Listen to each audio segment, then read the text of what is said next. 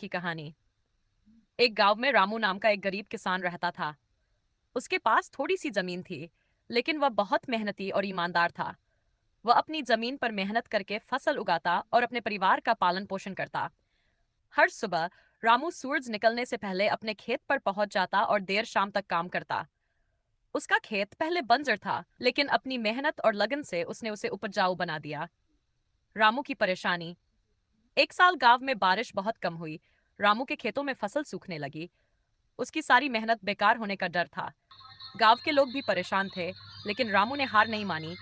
उसने सोचा, अगर भगवान ने बारिश नहीं दी तो मेहनत करके पानी का इंतजाम करूंगा। मेहनत का फल।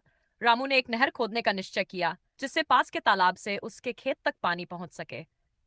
उसने अकेले ही दिन रात मेहनत करके नहर खोदनी शुरू की। गांव के लोग उसका मजाक उड़ाते और कहते, इतनी मेहनत करने से कुछ नहीं होगा। भगवान की मर्जी के बिना कुछ नहीं होता। लेकिन रामू ने उनकी बातों पर ध्यान नहीं दिया और अपनी मेहनत जारी रखी। कुछ ही हफ्तों में उसने तालाब से अपने खेत तक पानी लाने की नहर बना दी। सफलता की कहानी। नहर से खेतों में पानी पहुंचने लगा और सूखी फसलें फिर से ललहाने लगीं।